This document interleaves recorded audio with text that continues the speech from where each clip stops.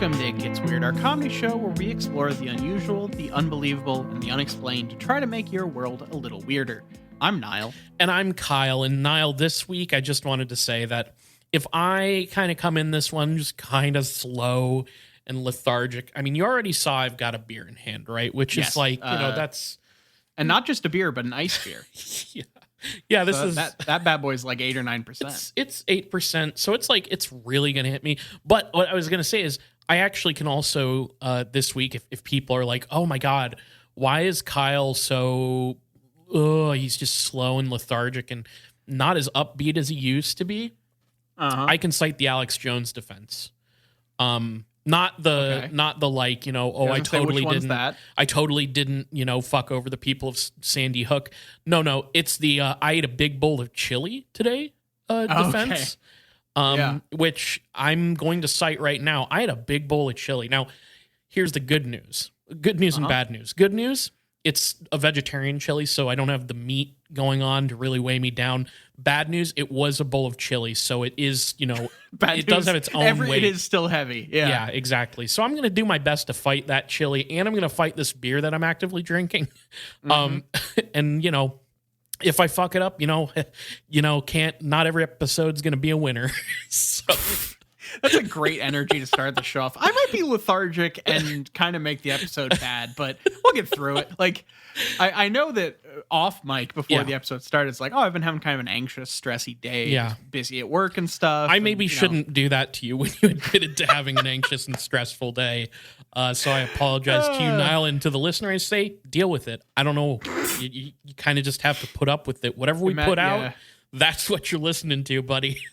We gotta put up our logo with the sunglasses coming up from the bottom of the screen. And says deal with it. Yeah, the classic meme. Which sorry, that just reminded me actually.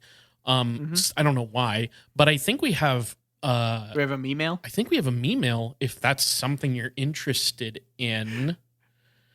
The only one I saw was one of our like cold call doesn't know what our podcast is emails. So I'm curious to see what the actual email is. We actually have two little emails here that I would like to read. Okay. Now let me make sure that, okay. So first email says this.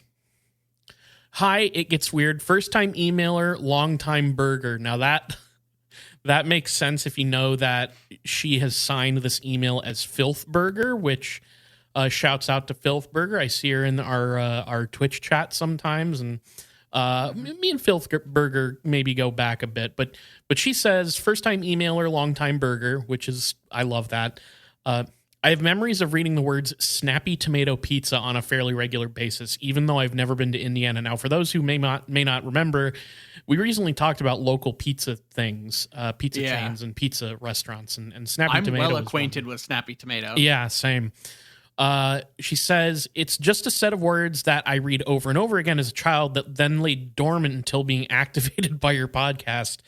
I feel like I passed a location in either Oklahoma, where I grew up, or Missouri, where I would visit relatives. But when I tried to search for this strange franchise, I found no evidence of its existence. Is it possible that someone I knew had a cup or some kind of souvenir from Snappy Tomato that I saw in their home? I guess so, but I think we all know the more likely explanation, parallel timelines. I will begin looking into this and plan to keep you updated of my findings. Thank you for your time, Filth Burger. That's wild because we definitely had a Snappy Tomato. I think they're saying they can't find the specific location in Oklahoma or something. Oh, I see. Okay. But also maybe, I don't know, maybe one of us should just Google Snappy Tomato. I thought it would still be like in existence, but maybe it's not. I know that the one that I would get near, well, okay, let me put it this way now. It was right by a Subway. Oh, I'm well acquainted. So you know the location. And that's where I would get, okay, so we had that one, we had the one in the mall. And those are the only ones that I'm thinking of, but this is in southern Indiana, so but it's possible it got that this person had some sort of dishware that got imported from our Snappy Tomato. It's possible. It turns out it looks like there is, at least at some point, a Snappy Tomato in Maryland. So if I ever want to relive, yeah, 60 locations across the U.S. Started out of Kentucky. I don't know if I recall it being like so good that it's like, oh, I need to relive that, because it was mostly like elementary school. We had a movie day at the end of the year, pizza, right? Like, yeah, and it was like the thing you went there for was for the buffet, and specifically the dessert buffet. Yes, pizza, exactly. Where they had the like cinnamon with like icing drizzle on it that like disappears as soon as it gets set down because everybody loves it. And honestly, saying this all out loud makes me realize that Snappy Tomato was just trying to be Pizza Hut. I mean, sure. Like it was just, well, Pizza Hut used to be like that, right? Like, yeah, it did have the buffet. It had the buffet with the dessert pizza that everybody wanted, the cinnamon pizza.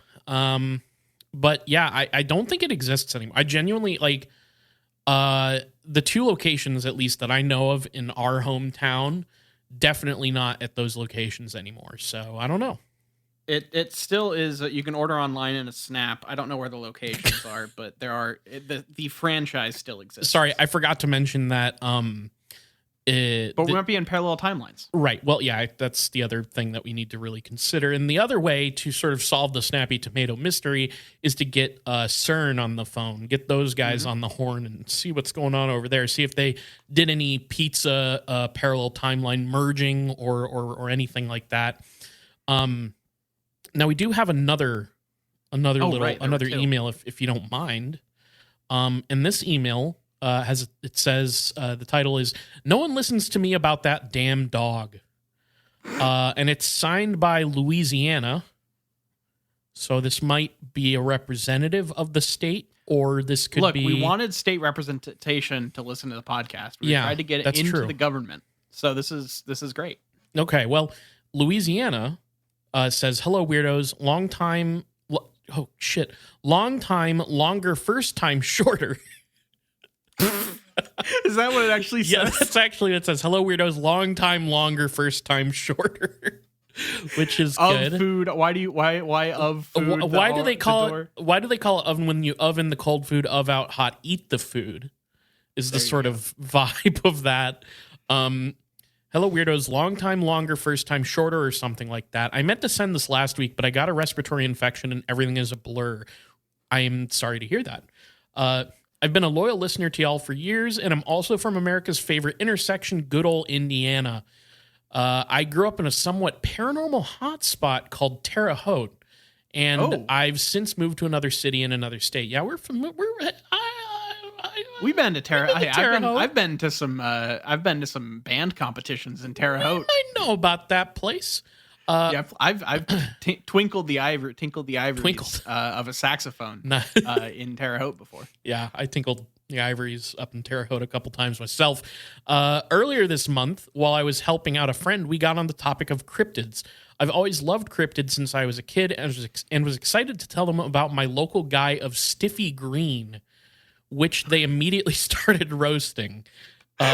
If you roast him, you really should do that with like some butter, and like maybe green onion some stuff, onion, maybe chop up some sort of delectable red meat into that son of a bitch. Yes, Snippy Green skewers are really like Snippy Green kebabs are really the way to go. Yeah, it would be good. Well, it says so. I hadn't heard of Stiffy Green. This person says he's a ghost dog that is also a concrete lawn ornament. And what? That's awesome. So it's maybe a lawn ornament that comes to life, maybe? I don't know. Haunted lawn ornament? Okay. Everyone loves this guy. He's literally the best. I pulled up pictures of him. He has a mural downtown, has a beer named after him. I love him. We have a couple other ghosts and goblins, like a faceless nun in the old nunnery turned college. And there is the 100 Steps Cemetery out near the next town over. But we love this dog, which is in all caps. I also Stiffy Green the Bulldog. Oh my God. That sounds amazing. I'll have to look into that one. That sounds great. Or I guess it sounds like you already are. I just Googled it, but yeah, go ahead. I also can't remember if you guys ever did a full Indiana episode, but listen, if everyone can talk about the giant snapping turtle, then we should be able to talk about that cool stone dog. Also, I don't have any Beach Boy conspiracies yet. Signed, Louisiana. I'm sure the Beach Boy thing is in reference to something one of us said, and I have totally forgotten. So hit us up when... Yeah. I'm pretty sure it had some relation to talking about Kokomo. Probably. Oh That's shit, the you're normal right. way to go. That's right. Or I went on my No. fucking rant about Pet sounds. smart girls. Pet Cemetery. No. Oh, Smart Girls. Yeah. Oh, What's the yeah, really yeah, bad song. The really bad song by what's his name? By Brian Wilson. Yeah. That song is really that song's fucked up. It's one of the more it's not good or important, but it's funny. So I think that is, and it's bad. So like I think that's basically in some ways that's more important than something that's important and good. Now here's an interesting thing. I did just find on my voicemail here, and maybe I can hold it up against the microphone so everybody can hear. Okay. But we got a message from Brian Wilson actually, who called me up. I am terrified at what you're about to do. What are you going to do to me? What are you talking about? I got. Hang on. Let me play. How did Brian get your number? I met him a while back. Here's just say you worked on Smile. Everyone had. I worked on Smile. Everyone was a session musician. Here he says, "Wow, great fucking podcast. I'm Brian Wilson. Good job, boys. I love your show. Woo." Oh, nice. Thank you, Brian. Fuck. A new one joins the Whack Pack. Oh. Thank you, Brian Wilson from the Beach Boys, for checking out. We don't do guests all that often anymore, no. So I really appreciate that. But we can't have Alex Jones on anymore because, for obvious reasons. But, maybe Brian Wilson will pop by, see if he wants to talk about, surf music and cryptids. So what cryptids could catch the best waves? We'll have a sit down with Brian Wilson. I think a skunk ape, because if there's one thing that surfers and that cryptid have in common, it's that they stink to high heaven. Yeah, I don't know why surfers are catching strays here. This is, maybe you don't know this about me, but I've never been a big fan of the surfing sort of subculture in people. Oh, really? Yeah. Have you ever seen that movie with Keanu Reeves? Point Break? Yeah, they're just bad people. So because in the movie Point Break, the extreme sports / surfing aficionados also are bank robbers. That means that you are just biased against all surfers. That makes sense. Really the only exposure I have. And surf Nazis can must you tell die. me? Yeah. Okay. Yeah. That's good to know. Can you tell me when you watched Point Break? Probably like a year and a half, 2 years ago. Why? So before then, did you have any thoughts about surfers whatsoever? Not really. No. Okay, so luckily you waited until you had some experience with them I guess, form an opinion. I guess that the only other really like exposure was that show, that Klasky Chupo show, Rocket Power, and again those kids were total dicks. That's my review of surfing for the week. Now, what the fuck is this episode? What is it about? Okay. So I was looking through our past episodes and I was just trying to figure out what haven't we done in a while. Okay. And we've been doing a lot of like deep dives on stuff recently. So I wanted to take us back to a more classic type of topic for just a kind of a breather episode. Okay. And I want to talk about a haunted location. Okay. I like good hauntings. You know me. I love a haunting. Yeah. And especially like this one we get to go back in time to like the 1800s and earlier and stuff, but we also there's some a really fun modern one in here as well that we'll get to at the end. So we're gonna cover the gamut of history a little bit and take a trip to jolly old England, to the London borough Richard upon Thames. Right, I guess is where this is located. And we're gonna go. Those people have so many hauntings. Have you noticed this? Yeah, it's almost like their history is bathed in blood. Yeah. So, I think, wow, that was a pretty like, I just took a really harsh stance on the British. Well, no, yeah, I think you're right though. And not to mention like the way that they prepare food. Oh my God, it'll kill you. Um, It's no. There are just like a lot of British ghosts. I think in general, like Europe has more ghosts because like, I mean, it's not like civilization was there longer, but like I really don't know. I sort of feel like, real talk, I sort of feel like Europe is where ghost stuff really flourished and really came into being as like a, having a, because like, didn't we do an episode forever ago about the sort of like Gothic, like how the Gothic literature, like sort of in that area, didn't it sort of like influence like what ghosts would become, like what we think of as ghosts now? Yep. Because like before that, ghosts were kind of a different thing. I'm guessing that probably is at least partly why ghosts are so prevalent out in Europe. I don't know. That's just a guess, but yeah. So yeah, we're gonna hang out at the Hampton Court Palace this week and talk about some of the various apparitions, ghosts, spectral beings that inhabit this place supposedly.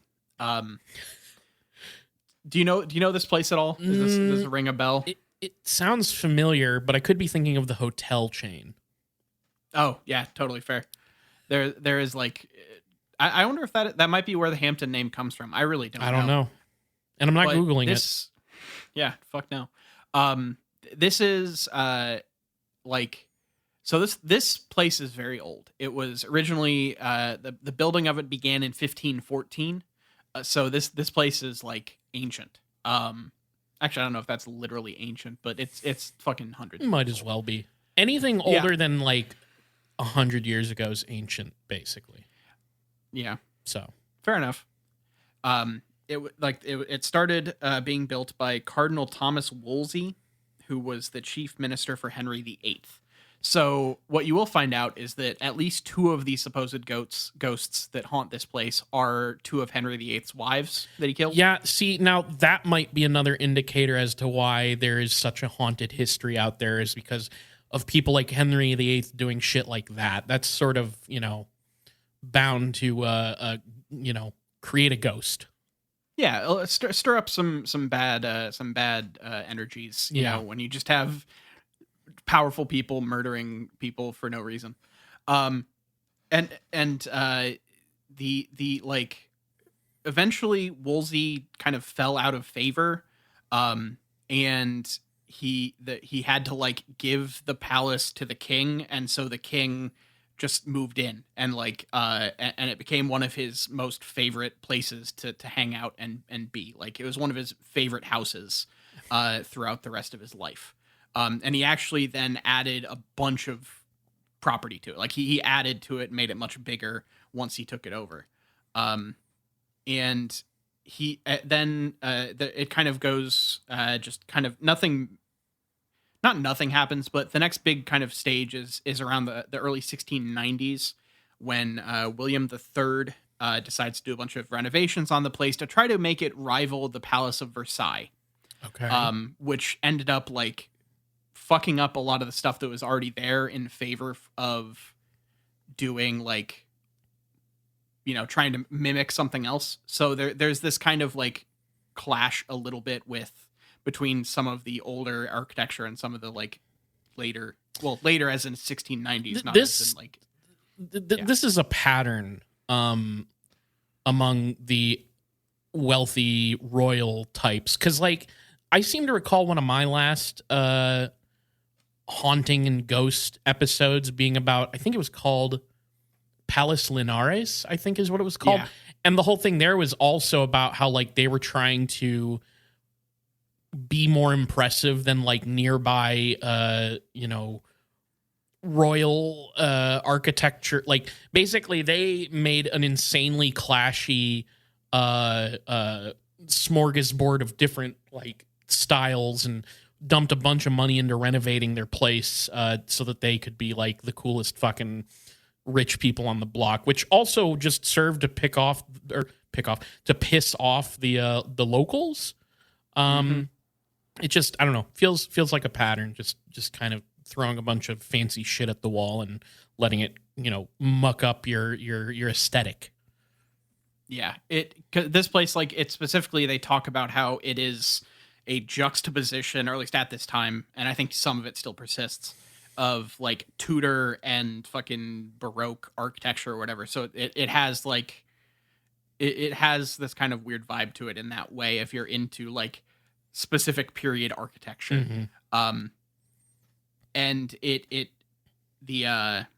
this actually shown up in like multiple movies. I just recently turned out a movie that I watched recently was shot at least partially at this place, which is cool. The Favorite, the Yorgos Lanthimos movie. Oh, okay. I haven't seen that yet.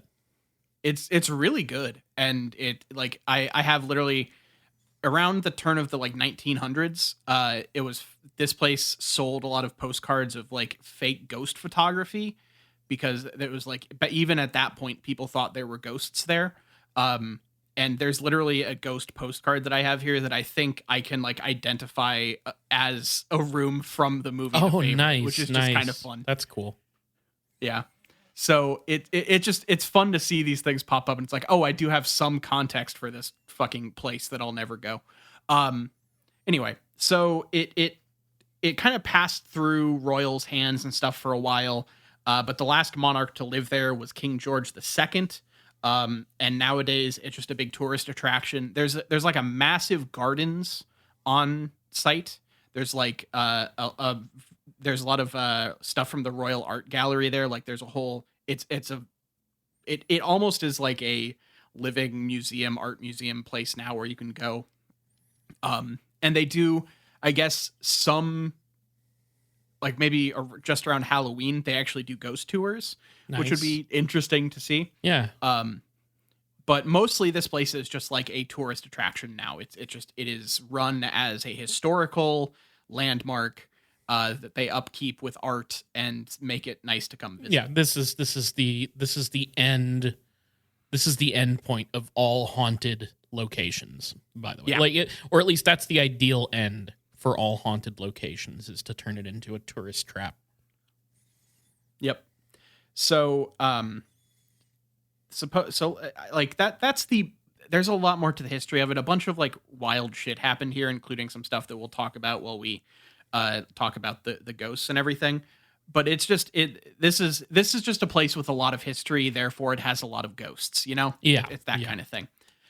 So let's get into some of the basic kind of ghosts.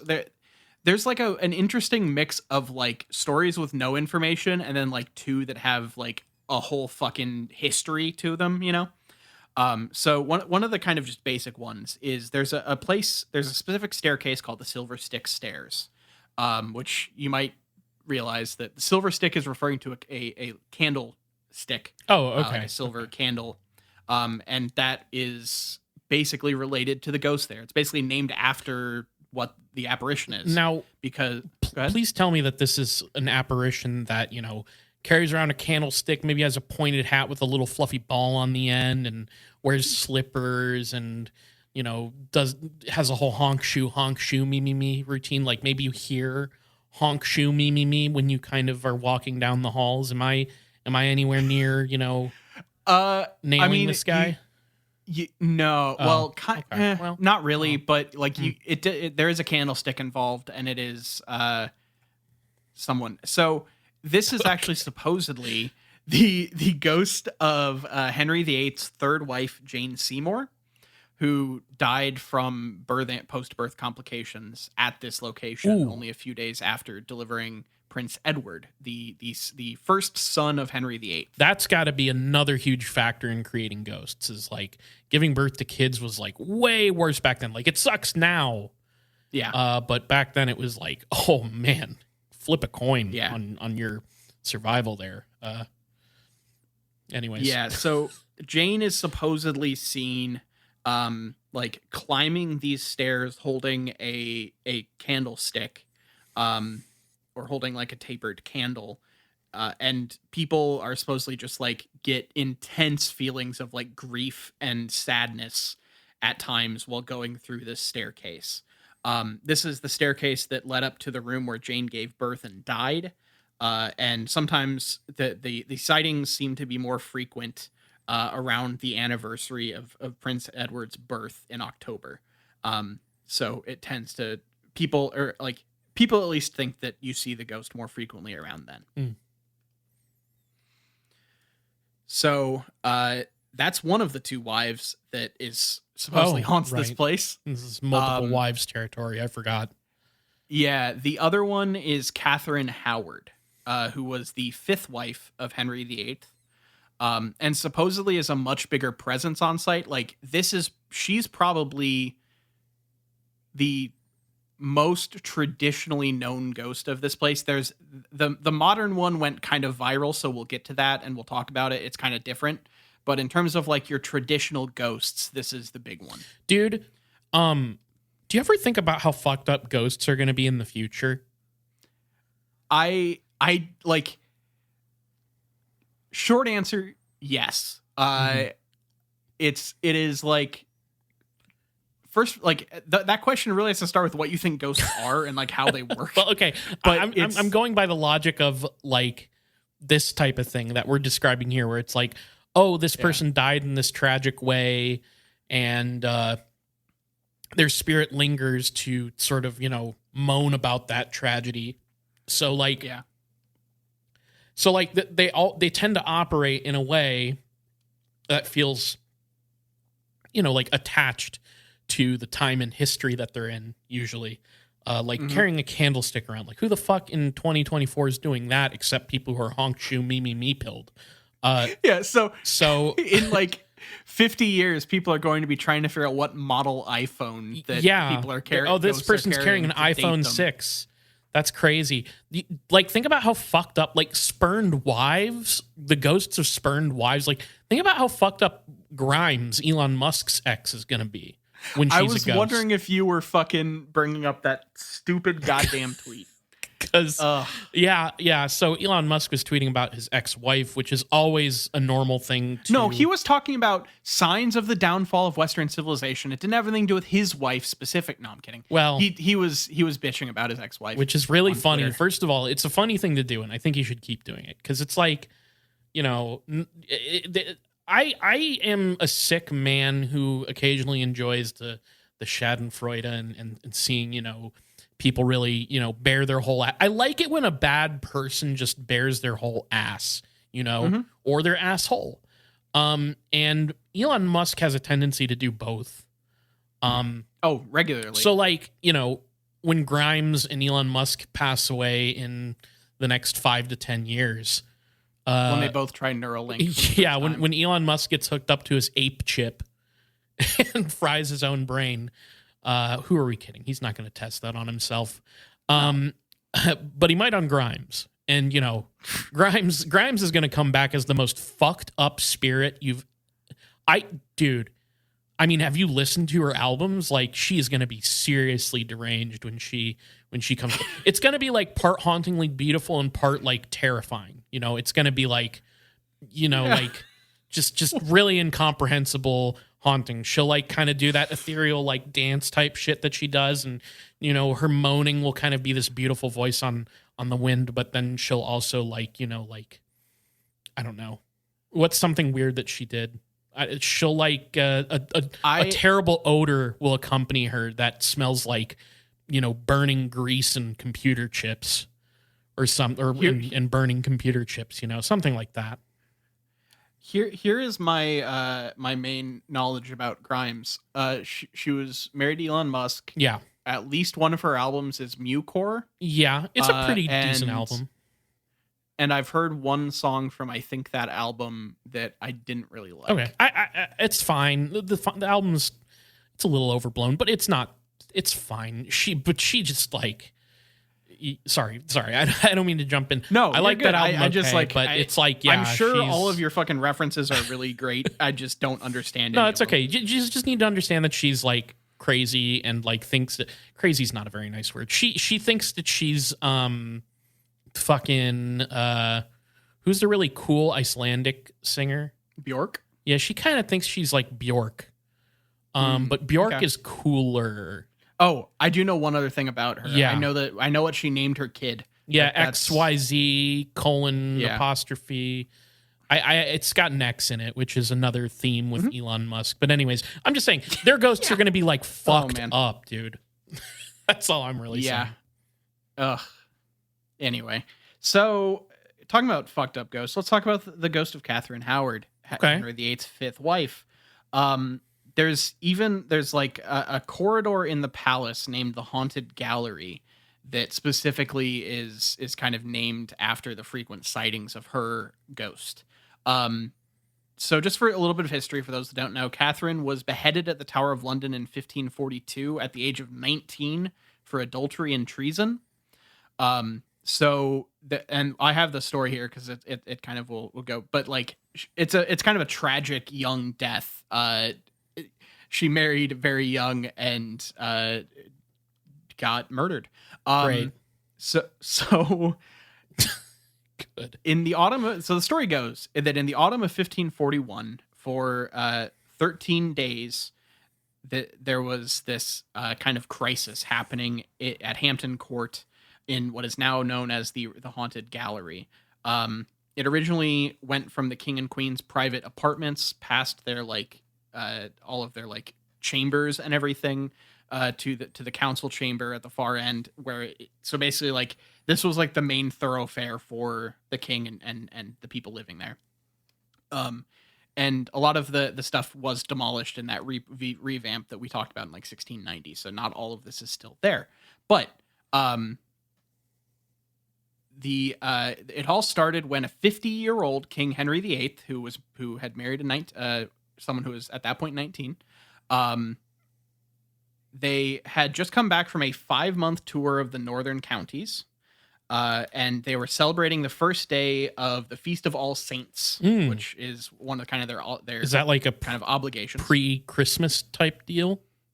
Yeah, it's like if you ever hear like All Saints Day and stuff, it's just like a feast and celebration time in the like traditional Catholic calendar. Okay. And so Queen Catherine was there wearing her crown and described as a great beauty. She was in procession from the apartments to everywhere to like go out and meet everybody. So this was a pretty big deal for them. They were officiating this big event.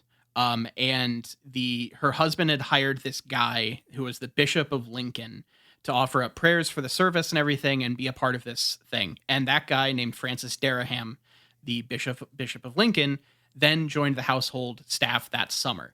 Had recently joined the household staff, and kind of supposedly at this point there began kind of if you think she was, how do I say this?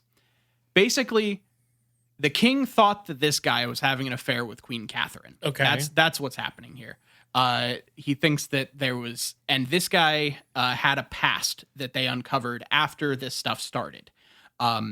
He specifically was working with the queen as a gentleman usher, so he was around her quite a bit, and that's kind of what led to he was able to control the flow of people in and out of the queen's chambers. Like that is the level this guy was at, and what gave him access for people to think that he maybe had this relationship with the queen. Sure.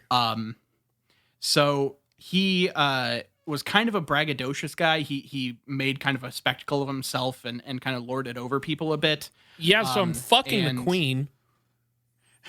But he wasn't actually, like, as far as I can tell, I don't know if he really was. Okay. This was just the thing that led to the death of Queen Catherine. So he turns out that sometime in his past, he had worked with pirates. And he had supposedly been like colluding and working with this group of pirates, and they found out about this, and he basically got all of a sudden sent to the Tower of London. And this was not something that went over super well. Like, you know, he wasn't a well-liked guy because he was kind of upset people and everything, but it seemed weird that he was punished this hard for that infraction. Like this was not a normal crime and punishment scenario. Something was kind of weird here. So he basically this all leads to the queen being charged with like treason and piracy, and she has to like flee the like court, like flee the whole palace, and she's like imprisoned because of this. It's this whole thing where there's this legend of Hampton Court. This is the kind of the night where it all went down. On Sunday, November 6th, the Archbishop of Canterbury, the Duke of Norfolk, and the Bishop of Winchester headed a delegation that was escorted up the stairs to the Queen's apartments. They told Catherine that they had uncovered evidence that, before she first came to court, she had been betrothed to Francis Dereham, the erstwhile pirate, that she had lost her virginity to him, a combination of action with promise which, under contemporary church law, meant the pair had entered into a binding pre-contract that made it legally questionable for either of them to marry anybody else. So basically, they accused her of fraternizing with this guy and fucking him in her younger years, which, remember, she's 19, and had entered into like an agreement to marry this guy before she married the king, and that fucks up everything for everyone for them.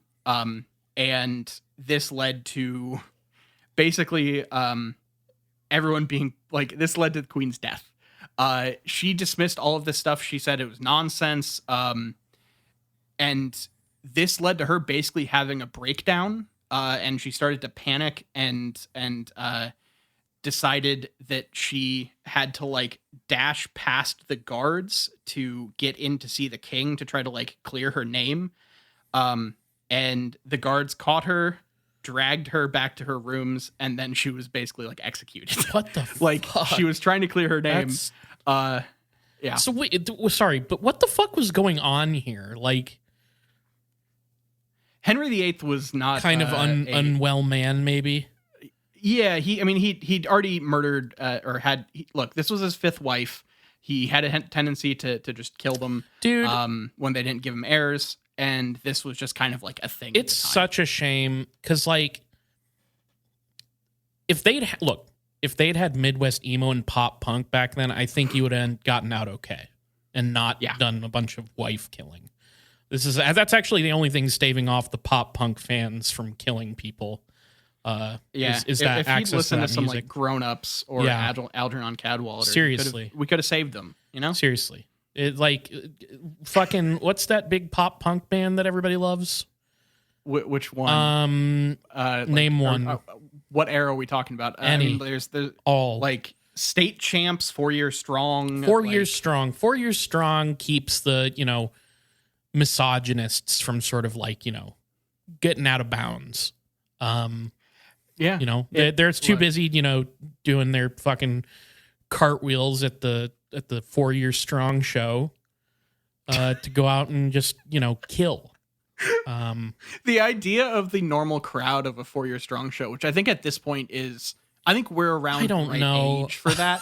A bunch of like 30 somethings doing cartwheels at a pop punk hardcore show is a really funny image to me. I don't know what the pop punk crowd listens to these days. Like, I actually had a realization while I was kind of had like a nostalgia trip the other day listening to like punk that I listened to in high school. And it was like, when I did listen to pop punk, it was like stuff that just like had no fucking hope of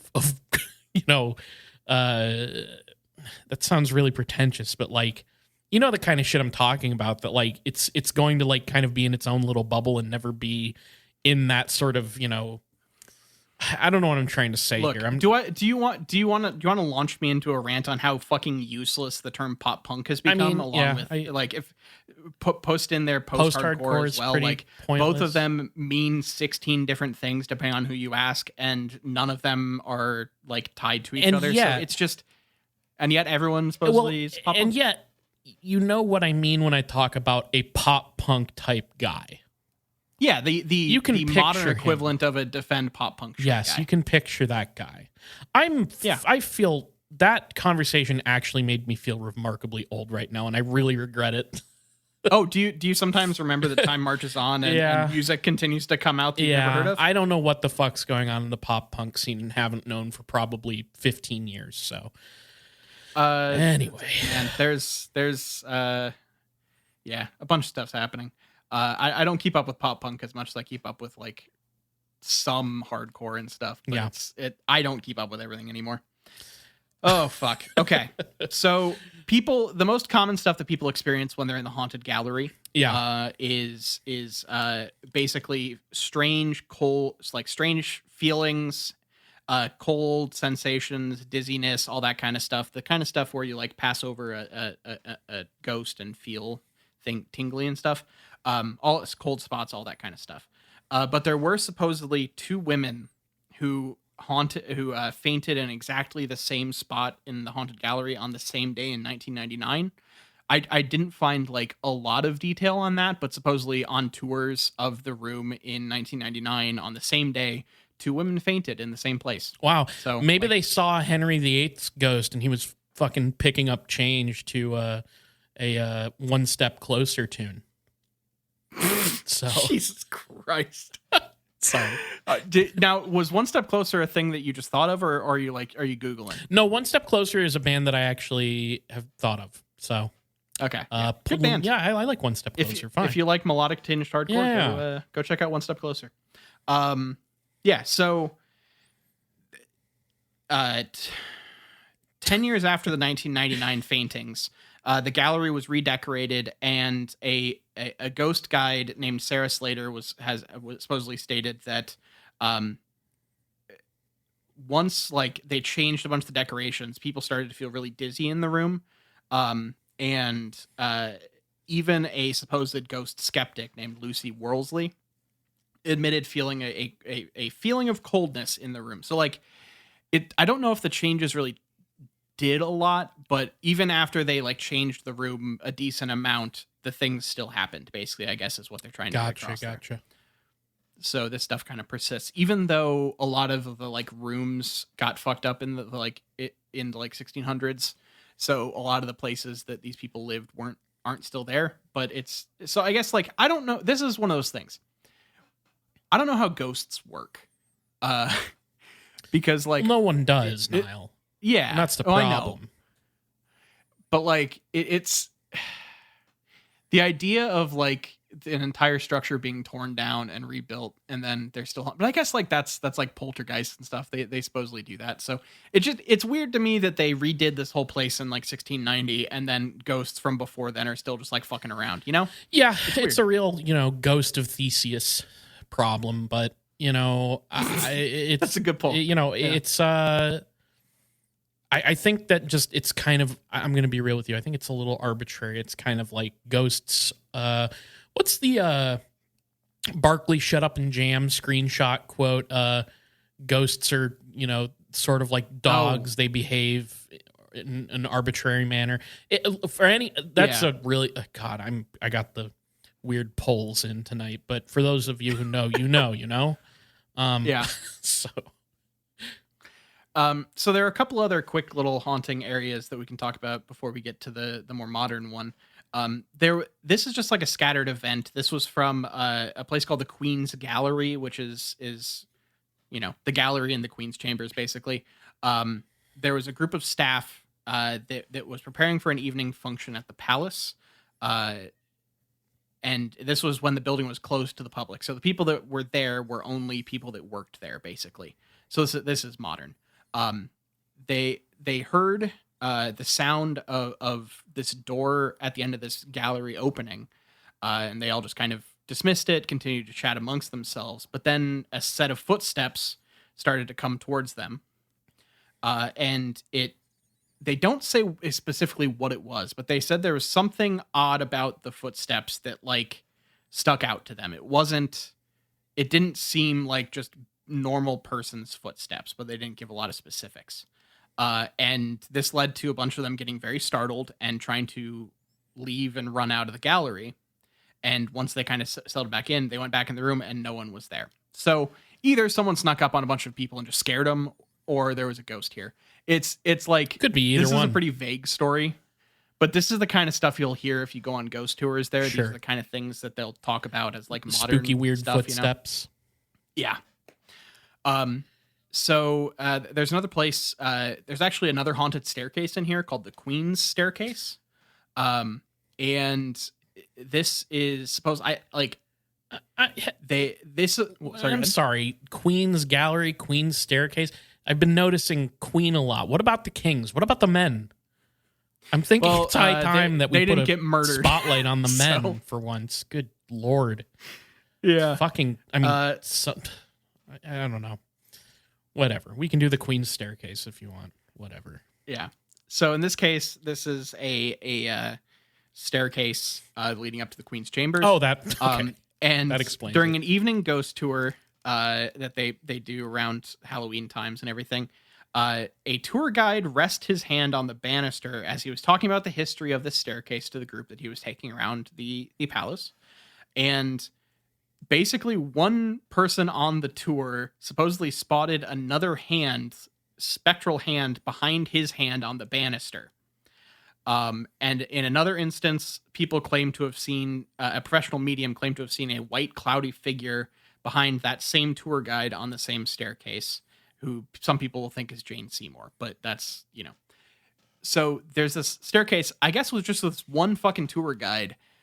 Ghosts like to just hang out behind him. That seems to be the vibe. That you got to be the luckiest tour guide, especially if you're like making commission, to be the one that has the ghosts following him. Yeah, like you have to wonder: do people ask for that guy? Do all tour guides say they're that guy? You know? Sorry, is Spooky Jonathan working tonight? Because I heard he really gets a lot of the ghosts. Yeah, I mean, presumably. Spooky Jonathan takes no nights off. You know, Spooky Jonathan is in it for the love of the game and makes sure that he takes on all comers. Then, look, we're jumping around in time here. No, let's go to 1871. Oh, fuck. Okay.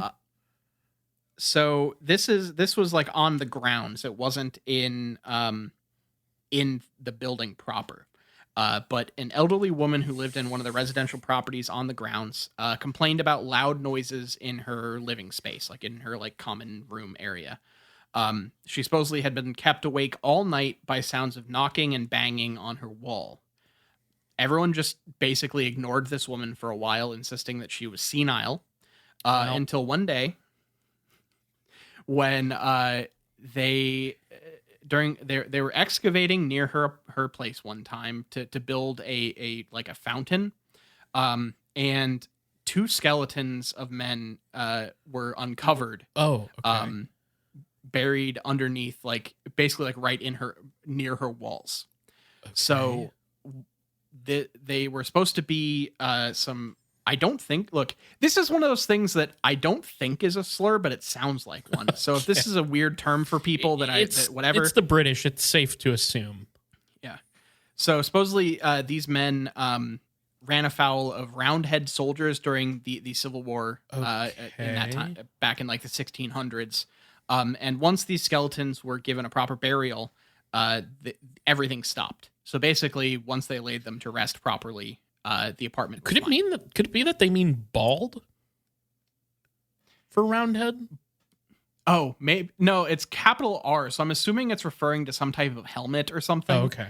Because I think but I mean, hey, maybe that was just like the predecessor to Skinhead. You know? Oh yeah, sure. There you go. That could be it. Yeah. Sorry, give me a couple of minutes and I'll find a way to like work that back into our earlier thing about like hardcore and punk and stuff. And there you go. Yeah. Yeah.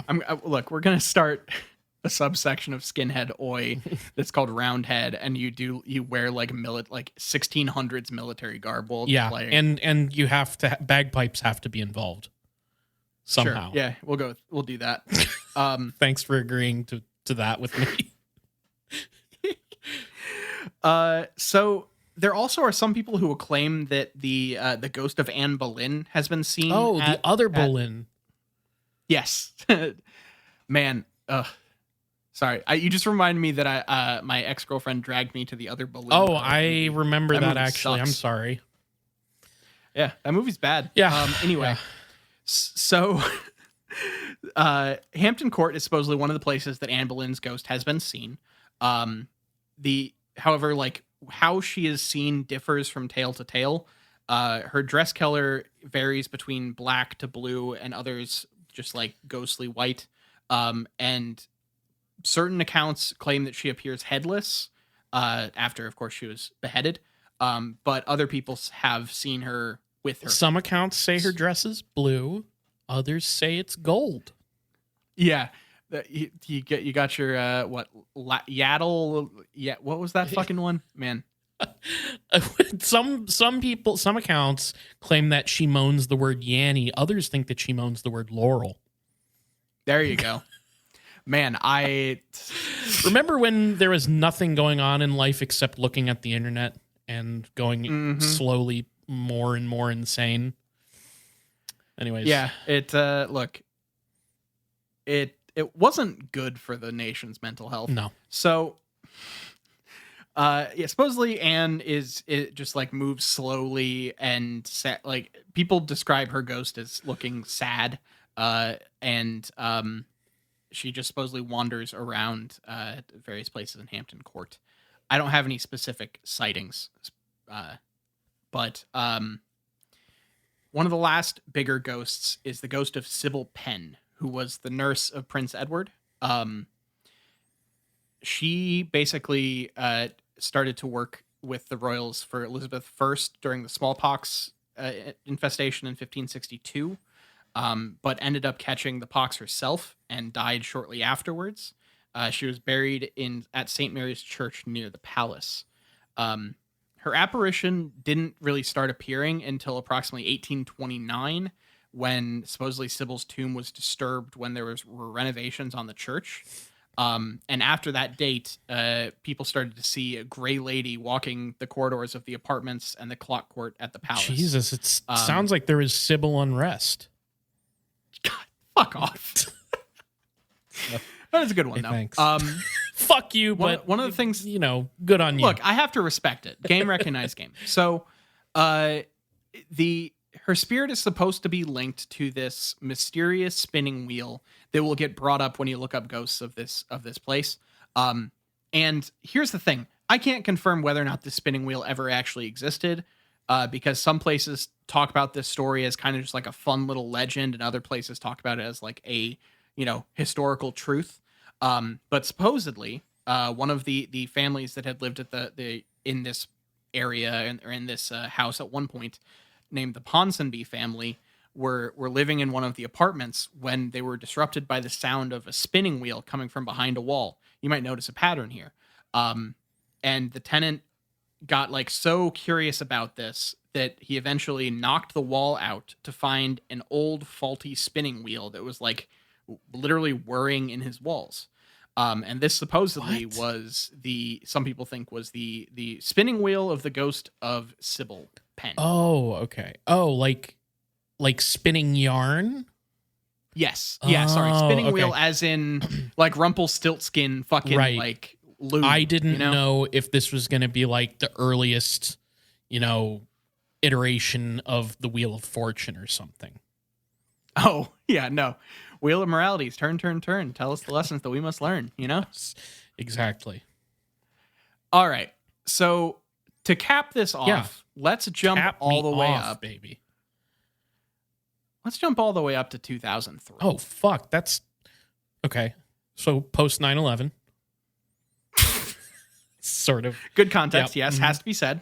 So this one, there is actually supposed CCTV footage that you can find. Googling. If you look up, Kyle, I'm going to give you the words. We're going to pause so you can watch this because I think it is important for context. Everyone who's listening, Google Skeletor. Okay. Hampton Court CCTV. It'll be on YouTube. So pause the podcast. Yeah, Kyle's going to watch this. I'm watching this. This is interesting. Wait, I've seen this. I know this fucking footage, dude. I have absolutely seen this before. This is very well known. Yeah, this went viral when it happened in 2003 and continues to get written up to this day. Like it's a guy in some sort of fancy robe throwing open the doors. And pardon me, that was a beer hiccup I just did, but this is like a very famous ghost video, but like whenever I see it, okay. It just looks like someone in a robe and a mask. So okay, here's what I remember about this. It's interesting that it's called Skeletor here because usually I remember it being referred to as a priest or something like that. And okay. the thing that I remember reading, not to be that guy, but the thing that I remember reading is that there was a theater troupe rehearsing a play that day. Is what I remember the explanation being for who that guy was. But of course, it could just be a ghost if you decide it is. If that's just what you say, then yeah, sure, it's a ghost. Why not? The general, like, I didn't find the theater troupe thing, but most people think that this was either a prank or they do run ghost tours here, and they think that someone basically was drumming up interest. Yeah. But the actual story goes, it takes place over 3 days in the year of our Lord 2003. When one night the security guards were patrolling and everything, they were out doing their shit, and they noticed that one of the fire doors near the palace's clock court just flung open with no one around, nothing visible happening, just it flung itself open, and they had to go and close it. But it felt weird around there. And then the second day, they were kind of on high alert, and this is the day that the doors were flung open, and then Skeletor came up, grabbed the doors, and closed them. That freaked them out, of course. So on day 3, they went back to tried to post up around there around the same time, and the doors yet again flung open around the same time, but there was no one there. They saw it happen, and they had to close the doors, and it just was there. Nothing was ever seen again vis-a-vis Skeletor. So that is the supposed story. Now, is this a place that does ghost tours and had, maybe a local theater troupe was performing around the time? Could be. Probably. Maybe. Well, we don't know. Impossible to say.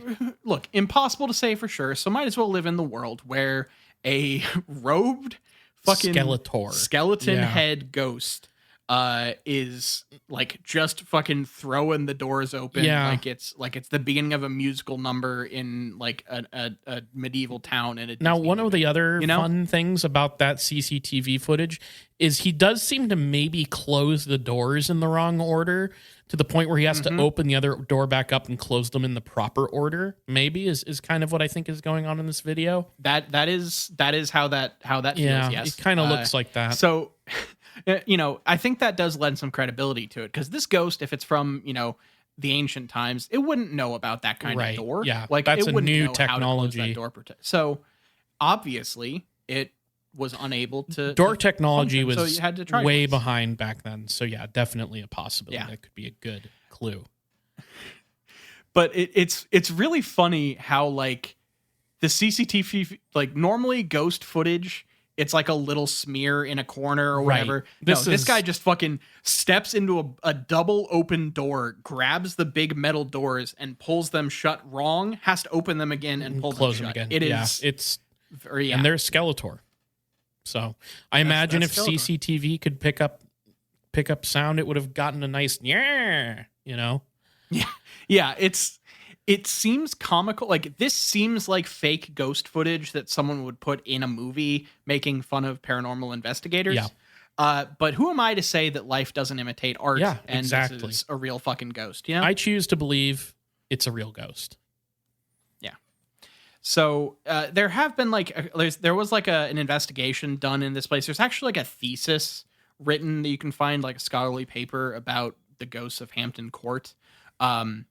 But a ghost hunter named Richard Wiseman, just a supernatural investigator. I forget exactly his title.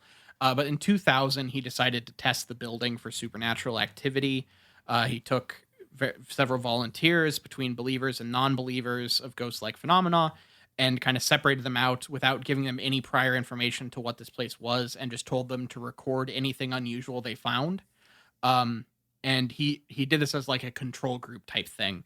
And the results of it were basically almost exclusively people who were the believers, quote unquote, had strange experiences they couldn't describe. And other people, like the non-believers, had basically nothing to report.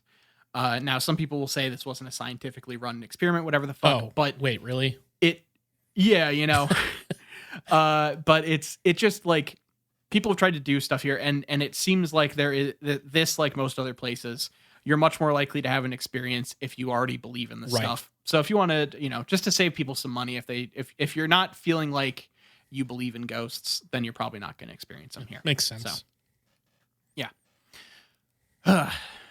All right. So I think there's like one or two little, like, there are a couple others that, how in some places when you're looking up ghost stories, it's like in this room, you'll see that like it's like literally 5 words of description and nothing else. Like there's a couple others like that just sound like things that tour guides made up to fill the time between the big ghost sightings, Yeah. as they're doing their tours.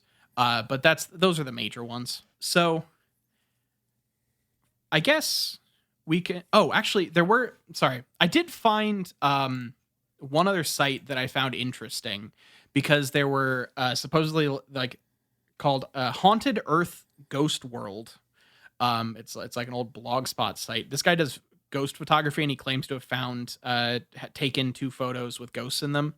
And they're kind of interesting. I'll throw them in. I'll throw them in the Discord for people to see. But if you just look that up, you'll probably find it. It's the guy took his camera where he wasn't technically supposed to, and supposedly captured some ghosts. And they're interesting. So like I'll share that with the Discord, and we can post it on social media or something. But it's interesting. So I guess big question. Hey, I'm always down for a big question. Hell, I'll take a big question off the air, not even recorded. Well, sometimes we just do a big question for fun. Yeah. You wake up to when a text starts with big Q. Yeah. You're in for what's up. One. Yeah. But I'll take this one on the air, I guess. Okay. So the idea that they like got popular selling these ghost postcards around the turn of the century really kind of tickled me. So I just wanted to ask you, Kyle, what is your ideal paranormal postcard? Ooh, that is like such a good question, honestly.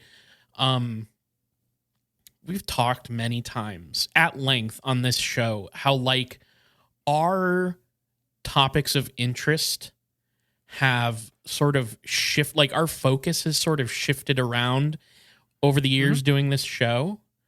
And I would say that when I was younger, I was really into ghosts and ghost stories. So like for me, ghost stuff sort of carries a bit of a nostalgia. Like Garrett was more of a cryptid UFO guy back in the day. I was more of a paranormal, supernatural, enthusiast. And I was watching Supernatural. And you were watching Supernatural, so we know who kind of won that sort of era because it was it was a competition.